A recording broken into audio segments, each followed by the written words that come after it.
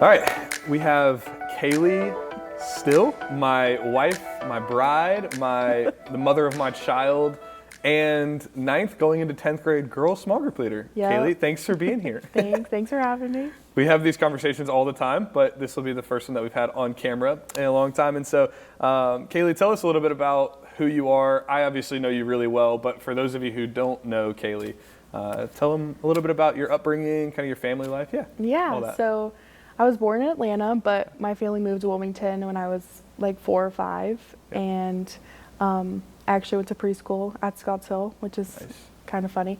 But yeah, I've been in public school my whole life, and I have 2 siblings. I'm the youngest. And yeah, I grew up in the faith. And yeah, talk about, what was kind of early life like when it comes to church and the gospel?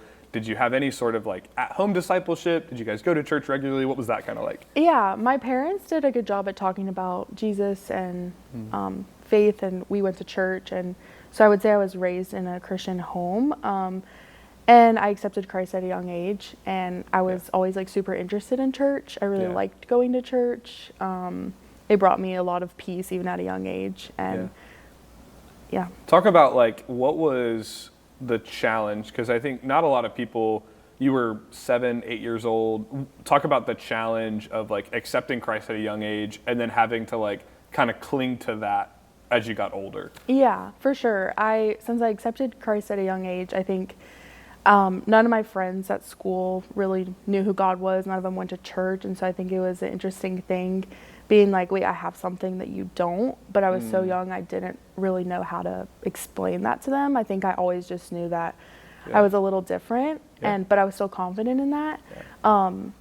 And sometimes I'm like, oh, I have a boring testimony because I didn't have this big moment where I was like from death to life, but I still was death to life even at a young age. So, but yeah, I think growing up, I had to be confident of like the Lord probably protected me from a lot that I knew him at a young age. And so, yeah. Yeah, talk about that. I think that's so cool. And that's one of the things that like, even when we met, when we were in high school, I was skeptical about, because I didn't have, and I think a lot of people don't have that like young age testimony, but talk about just like, how is that encouraging to someone who maybe their family did grow up in the faith and they, not that they were always a Christian, but they have maybe a boring testimony like you, like, and I know that language, but like, what would you say to encourage someone who is in a faithful family, their parents are pouring into them at a young age? How would you encourage them? Yeah, I would just say praise the Lord, honestly. And I think I look at a lot of my friends' lives and I look at the things they went through when they were young, and how honestly I feel like it's the Lord's protection over me and protecting me from a lot. And ultimately I was able to rely on him for a lot of things, and he was what I went to first, even in middle school. And around 8th grade, I really one day I woke up and I felt physically and mentally very different. I don't know how to really else describe it, but not in a good way. Not in a good way. I woke up with like a darkness over me, and still to this day it's kind of confusing on what that was. But and that was kind of a long time. Like, it lasted. Talk about that, like the mental struggles and the emotional. Like, what was that whole season like for you? However long it lasted. Yeah, it lasted for about 1.5 years, pretty bad. And I just remember the only type of relief that I ever felt was doing my quiet time or praying or going to church. And so it was probably one of the most impactful times in my life, because I was just always in God's presence. And not that he ever leaves me, but I was like, okay, God, like, I just want to go home and read my Bible, or I just want to go home and pray. And I can't wait to go to youth group. And so it was a big point in my life. What would you say? Because I think a lot of people, and I know students especially, experience that, right? They experience whether it's mental health struggles or like true seasons of depression, or maybe there's something in their life that's happening. And a lot of times what we hear is students saying, well, I'm just not at a place to walk with the Lord right now. I'm not doing good, so I need to not come to youth group. Like, what encouragement would you give them rather than pulling away in those times? And then kind of speak to, and you did a little bit, but speak to how that impacted you to lean in rather than to lean out in those moments. Yeah, I mean, I tell my girls at youth group all the time, like, you don't need to fix yourself to talk with God. You don't have to fix yourself to come to youth group. It's actually like he calls us just as we are, and we're never going to fix ourselves. Yeah. So it's like you're just failing either way. Yeah. So run to him and he'll embrace you. Yeah. Yeah, I think that picture that you painted of like he was kind of a stable time, an anchor for you in that season where you couldn't rely on your feelings or your mental health or all these other things that everything maybe were felt fine. really confusing. Yeah. But he was someone who was kind of a constant for you in that your parents obviously still loving you and pouring into you, your community still there, but relying on him, not all those other things. Yeah. Talk about, so that was in middle school, kind of 8th, 9th grade. Talk about how you grew in high school, your faith kind of, your involvement in youth group, all the things that were good and bad for you, kind of that season of life. So I went to Scotts Hill in elementary school, and then in middle school, my sister actually went to a different church and she was volunteering. And so I was like, I want to go with you. Like, I want to try this new church. And so middle school, I went with her. And then in high school, I actually was like, I think I'm going to try Scotts Hill again for a youth group. Yeah. So I came back and got super plugged in, like felt very welcomed by the girls that had been here for longer than me at that point. And so got really involved and actually started serving. They started Student Serve. Yeah. And I started serving in kids ministry, elementary school. Yeah. And so I got really involved in that and, you know, was always the first person to sign up for every trip. And I loved it, honestly. Yeah. What were some of so you mentioned serving. What were some of the other things that really impacted your faith during your time in high school? Yeah. Especially? Definitely my small group leaders. Yeah. It was funny because there's not that she was old, but there was like a mom and then there was like a younger leader, and it almost felt like the roles were kind of reversed. Like the younger leader was always the one that was like getting on us, and then the mom was more like fun and just I don't know. It was really cool to have people that weren't my parents, that were older than me, that I could talk to about relationship stuff or friendship stuff or school, and honestly just like being vulnerable with them. When you're vulnerable with someone and they accept you and you feel like, wait, that actually was good, like it makes you want to keep going back and it makes you want to keep being vulnerable, which then leads to growth and it leads to just life, you know? Yeah. So you mentioned serving in Kidsmen. You did that for a couple years. I think you actually led Nora's group. Yeah. There's a video you have of like Nora slow motion flipping a water bottle. She was like the coolest 4th grader ever. But then you cycled back. I did. While you were in high school, actually? No. So it was my freshman year of college. Okay. I was like, I can either go volunteer in student ministry, but I was so fresh out of student ministry. I decided to go and start with first graders. Yeah. Which, full circle, my 10th grade girls now are the first graders that I started leading. So I've been with them all the way through elementary school, all the way through middle school, and now in high school. Are there any that you can think who were in that first grade group? Oh, yeah. So who was in that? Emma Domack, Emily Timaeus. They were actually my flower girls. Yeah, so they were. We've gotten pretty close. Abigail Snipes. Yeah. Grayson Davis. Yeah. There's lots of them. Chloe. Yeah. And Emma Johnston and Ruby. Honestly, a lot of them still come. Talk about that, because I think that's so cool. I think so many times, and especially like with high schoolers, like sometimes we serve for a season somewhere, or maybe if there's like adults even watching, like thinking like, oh, I served in a season. But like talk about just how being with them for so long. Talk about how that longevity impacted you and your opportunity to pour into them. Because I think that's so cool, and that's such a testimony of faithfulness and care for them. So just talk about that for a little bit. Yeah, I see a lot of value in sticking with something and pouring yourself into it, and then like seeing the fruit from that, and think about like planting seeds, and then now you're seeing the flowers, and now I'm like watering the flowers, you know, it's cool. So I've seen them walk through like, oh, I want to pray for my best friend's frog who got run over by a car. And I'm like, okay, like we will pray. But now it's like, hey, like my parents are getting divorced, or like, hey, like my friend is struggling with substance abuse. Like I don't know what to do. So it's been really cool to watch them walk through so many different seasons, and I'm sure it's cool for them to hopefully have me where they feel like they can trust me. And I mean, some of them call me at 12 a.m. and get through my do not disturb, but you know, it's just one of those things where I hope and trust that they know that Yeah. Like, I'm here and I'm still here because I care about them so much. Yeah, I joke and tell leaders all the time, like those weird prayer requests Yeah. are opportunities to demonstrate trust. And so it's Yeah. like, if you're, as a leader, like if a student comes to you and they're like, hey, I have this weird prayer request and maybe it doesn't make any sense. Maybe you're in your head thinking like, what in the world is this? Like you saying, hey, we'll pray for that. Like that shows and is a demonstration of like, hey, I'm willing to listen to whatever. So that way when you do get later in life and you get those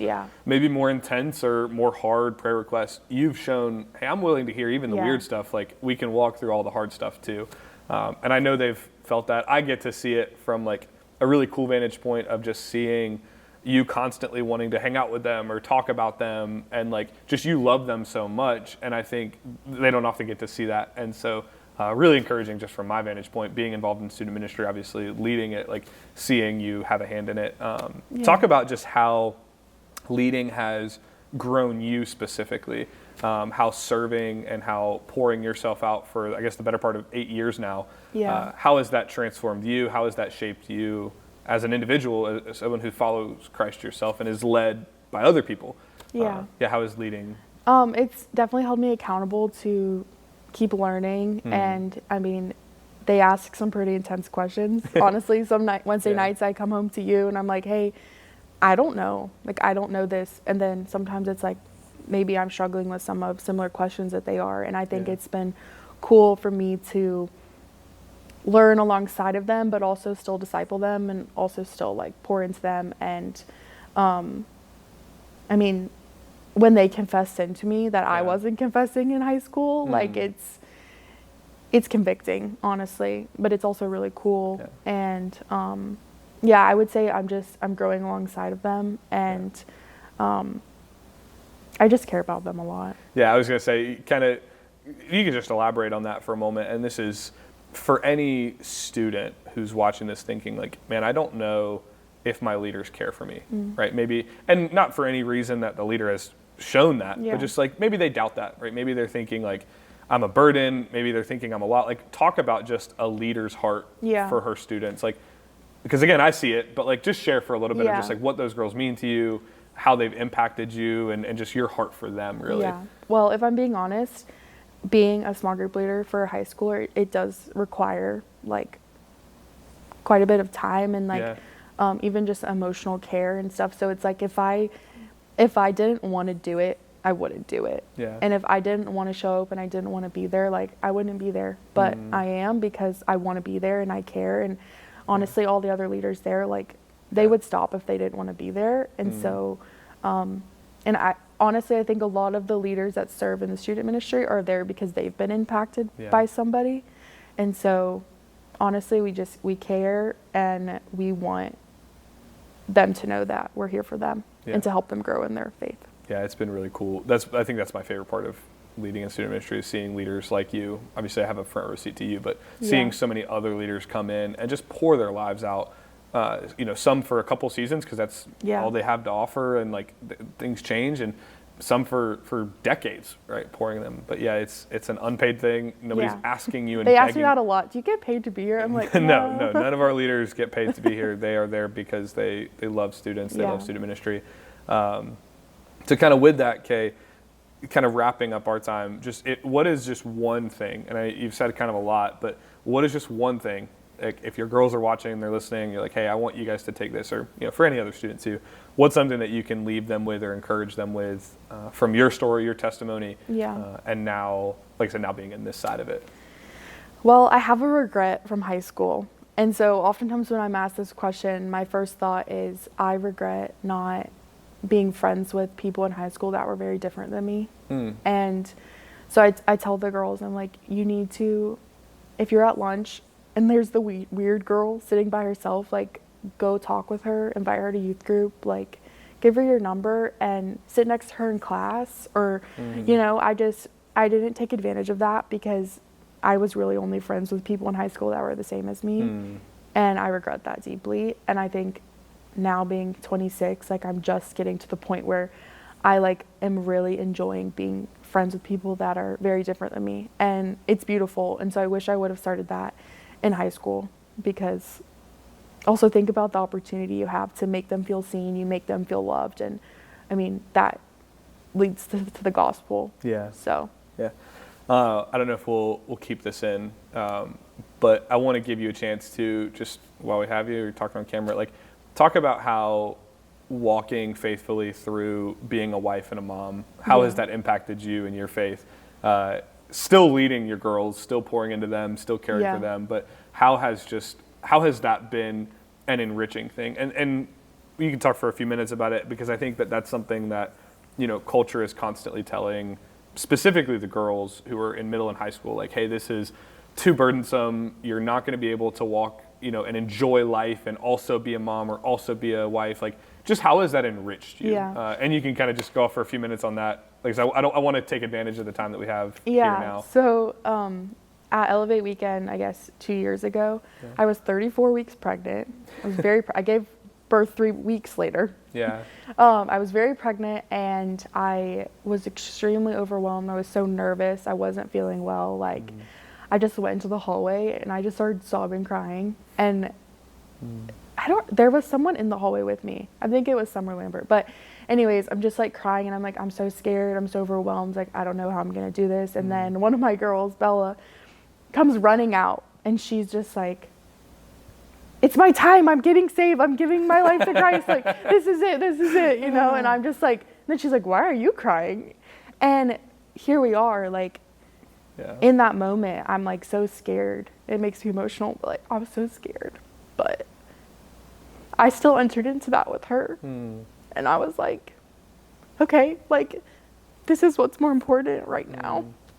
And she gave her life to Christ, and it was a really cool moment. But I think that was a picture of what the next 2 years would look like, of walking through motherhood and changing so much, but still having those girls to see me walk through motherhood and see me walk through some of the things that were so hard, but like, they encouraged me, and they're always asking to babysit, but like, Sunny, our daughter, like, is scared of them, and like, but all that to say, like, that moment with Bella in the hallway of her giving her life to the Lord, and me putting aside like all my fear and this thing, and it helped me.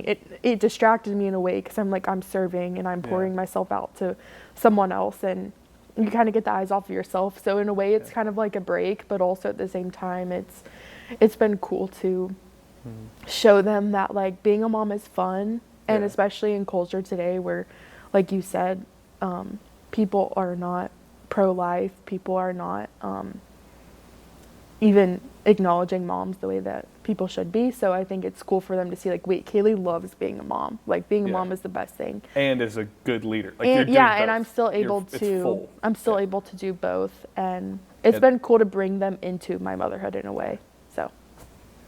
Didn't mean to make you cry on camera, but not going to apologize for it now. So thank you so much, Kay, for sharing just a little bit more of your heart. Like I said, I know you really well, but hopefully students know you better now. And hopefully your girls will watch this and appreciate just your heart for them that they probably already know, but now they know for sure. So thanks.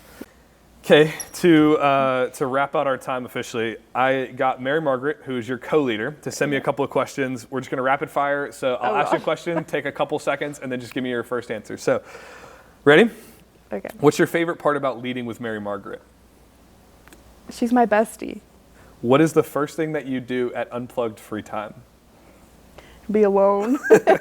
What is your favorite food with gluten? So for those who don't know, Kaylee's kind of gone gluten-free recently. What is your favorite Chicken gluten tenders. food? Chicken tenders from? Anywhere, I don't know. And then fries with them? Always, fries. but fries are fine usually. Best dipping sauce for fries? Ranch. Ranch. What has been your favorite grade to lead thus far with the girls? Ooh. Either 6th or 9th, honestly. 6th or 9th grade. What is your favorite worship song that we sing at youth group? Who else? Who else? And then your go-to youth group snack from the cafe? Oh, I always snag a piece of pizza. Well, I can't anymore. Yeah, no, we don't have gluten-free pizza, sorry. I'm going to have to go with a lollipop. All right. Favorite thing about Sunny right now? It's been a hard morning. Hold on. She's currently running around the church parking lot, hopefully with Elizabeth. My favorite thing about Sunny is she goes, "Sunny's so silly." Yeah, and sometimes when she throws a tantrum. Sunny's so You're silly. like, Sunny, Ah. not silly. And then your favorite thing about being married to Larry, that one's from me. You are my best friend, and I like when we just hang out. Yeah. Sweet. All right.